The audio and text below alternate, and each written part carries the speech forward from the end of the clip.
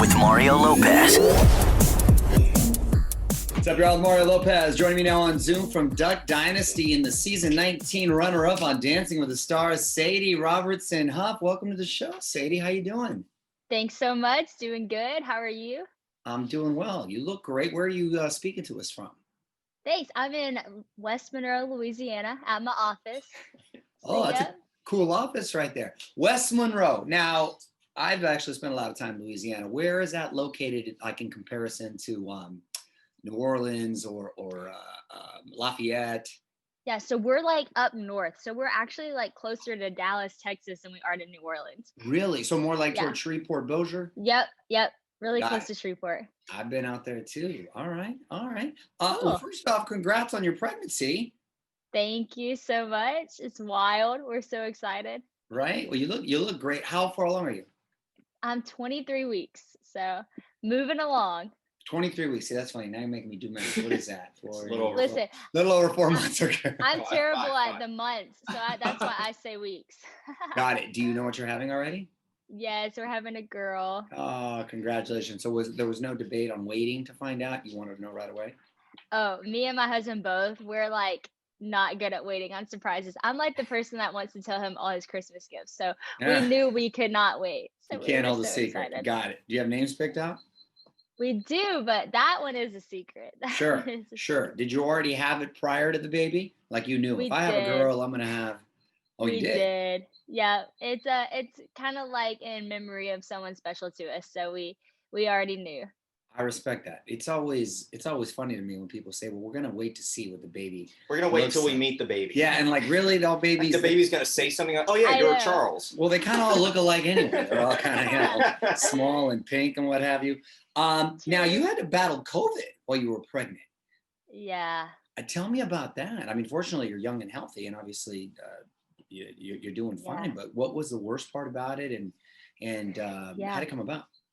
Yeah, it was wild. So, COVID kind of, went through my family. So my sister got it, then my parents got it, then me and my husband got it. So it went like that, but then stopped with us, thankfully, for our family. But yeah, it was really hard. That was in the first trimester, which is just scary because you're just found out you're pregnant. We're so excited. And then now I have COVID and there's just so many unknowns. And I'm already dealing with the sickness of pregnancy and now I'm sick with COVID. And so I was really, really sick, got to the point where I did have to go to the hospital just from a lot of dehydration and it just the whole 9 yards. Every COVID symptom they say you can get, I had it all. And it was so intense. It's hard. My heart goes out to everybody who is struggling with COVID because it's no joke. But thankful to be on the other side of it now and be healthy again. Definitely count my blessings for just health, something that we overlook sometimes, but it was definitely a really hard time and just scary with the baby, but she's great. When I got to the hospital, they did an ultrasound and just to make sure she was okay. And she was like moving around, like dancing. And it was just like the best feeling ever. Cause I'm like, okay, she's good. I'm good. Exactly. No, I can imagine the stress too, which is a big toll on your body. Just thinking about it, right? Thinking how it's going to affect the baby. How long did you feel sick? So I was like sick for like 12 days. And then I kind of stayed with some of the symptoms like the cough and different things for about 3 weeks. So it lasted, it kind of lingers. It definitely lingers. You're all good now though. All good. Full recovery. Good to hear. Great to hear, actually. You recently hosted your annual Passion Conference. Tell me about those events. Yes, so this one was wild. So Passion is a college event, typically just for college students, 18 to 25-year-olds, and it's normally in person, but obviously can't do that this year. Last year we were at the Mercedes-Benz Superdome in Atlanta and had like 65,000 young people. It was just absolutely insane, so much fun. And then this year we were like, okay, obviously we can't do that. So God, what do you want us to do? Do we still do this or not? And so we did a virtual event and had over 700,000 people around the world join. And it was just the coolest thing ever. Just people worshiping, lifting up the name of Jesus. We had messages and it was a whole lot of fun. It was crazy. Ringing the new year together. Awesome. Great to hear. Great to hear. And I'm glad you continued going on. Hopefully, we'll get to have those in person sometime soon. She spent New Year's with 700,000 people, and the rest of us were at home with our pets. All right. Hey, that's a real party right there. You also got party. this podcast. Whoa, that's good. Well, that's cool. good. That's a good title. Well, what do you talk about there? So basically, it all came from years ago. My mom and I were doing an event together. Someone asked me what the best piece of advice I'd ever been given was. And I, responded by my best piece of advice. And my mom, her mic was hot. And she just so casually just said, "Whoa, that's good." And everybody started laughing. So it kind of stuck. And that's the basis of my podcast. We ask influential people the best piece of advice they've ever been given. And then I normally follow it up by, "Well, that's good." And then just go into a conversation with just incredible people. That sounds really interesting and cool. So obviously it begs the question, what is the best piece of advice you've ever gotten?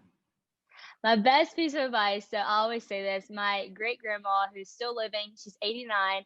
She also just survived COVID and she's just so strong that I Wow, she's remember a beast. she's a beast. Yeah, she's about to be 90 and I just asked her what her best decade was and she said, "I suppose the one to come, the 90s are going to be great." So that's the best answer ever. Yeah, she's that person. But years ago, Love her. I came home and I was so upset about something, and I was asking her what should I say to this person who just said something so rude to me, and she just stopped me and she said, "Honey, you're not kind because other people are kind to you." She said, "You're kind because you are a kind person," and it was just such a good moment. It just stopped me in my tracks of like, oh yeah, I'm not kind because that's a response when other people are kind. That's just who I am, and I've stuck with that. And especially now, just having a following, people are not always kind, but that doesn't matter. That I get to choose how I respond, and so that advice has always stuck with me. That is excellent advice. Try to live by it because, as you know, God's always watching. So Yeah, it's true. It'll come back to you. Love that. Love your grandma. Your little sister Bella is getting ready to walk down the aisle, right? She is. It's so weird because she's my little sister, but I'm so excited for her. Her and her fiance are so sweet together, and she's excited. Congratulations on that. And one last thing I want to talk about. You're also an author. Newest book is Live. What's one thing we can do in 2021 or is it live? Live or live? Live. It's well, live, because it's spelled the same. I know. It can be confusing. And by the way, live can work too. That's live, what I said. Right? Live, live. To each his own. Yeah, they can both work. Okay. Well, what's one thing you could really do to both live and feel alive? And just feel alive. So, it's really cool. When I wrote the book, obviously it was before COVID, didn't know what was about to happen. And people said, "Say, do you think it's ironic that you wrote a book called Live in the midst of such a hard time?" And I was like, no, I think it's perfect because the book is about celebrating life when life is hard to celebrate. And it's two people who want to give up on life, who don't think life is worth it or their life isn't worth it. But the whole book is like a plea from me to you, from scriptures and just life lessons that I've learned, that your life is worth living and that it's of so much value and there's a reason that you're here. And so I think this year, especially going in 2021 after a hard year, it'd be a great read to just remind yourself that even though life's hard to celebrate, it's worth it because you're here. So I hope that people find encouragement from that. Absolutely. Love that message. Love your vibe, Sadie. Got to tell you. Thanks. So Sadie, tell me about the Faithful app. Yeah, so Faithful app is a new app out. It really takes the faith-based world and an app and makes it just come alive. So basically, they have several speakers, sermons that you can actually watch for free that are curated playlists, no ads. It's so fun. Also, the colors are just so vibrant, and so it's a place where people who are like, "I need to spend time with the Lord," but they struggle to find that in their daily life. It's like the easiest way to pop on, get connected to God, be encouraged in your everyday by all these speakers. And I have some original content coming out in February on the app. And so I really am excited about it. That sounds very good. Congrats on that. Very convenient too. Before I let you go though, I want to put you on the spot with some quick questions, quick answers. Oh, okay? shoot. Favorite show you binged this last year? Ooh, This Is Us. I'm still in it. You're still in it? I'll forever be in it. Yeah. Okay. Go-to karaoke song. Oh, Uptown Funk, Bruno Mars. Okay. Funk it up Me there. and my husband do a pretty great duet of that. Oh, it's a duet. All right. All right. It is. Do you have an all-time favorite Bible verse? Yes, Hebrews 10:35. So then do not forget the confident trust that you have, for that would be richly rewarded, that you have in the Lord. That goes with your book and your whole sort of motto there. Yes, whole thing. Dream podcast guest. Ooh, that's a good one. Oh man, I don't know. Every podcast guest we've had on has been a dream to me. That's a good question. I really don't know. Okay. They'll present themselves as the They year will. goes They on. will. Do One you day do? I'll just be shook. There you go. Do you do New Year's resolutions? You know, I always pick a word for the year or a concept that I really want to stick with. But my New Year's resolution this year, I guess, in a sense, was just to kind of slow it down a little bit and be a good wife, be a good mom, be a good friend, and just be more intentional with the people around me. That's solid right there. Well, listen to Whoa, that's good on iHeartRadio. And Sadie, congrats on everything. Thanks for checking in. Thank you. Appreciate it. On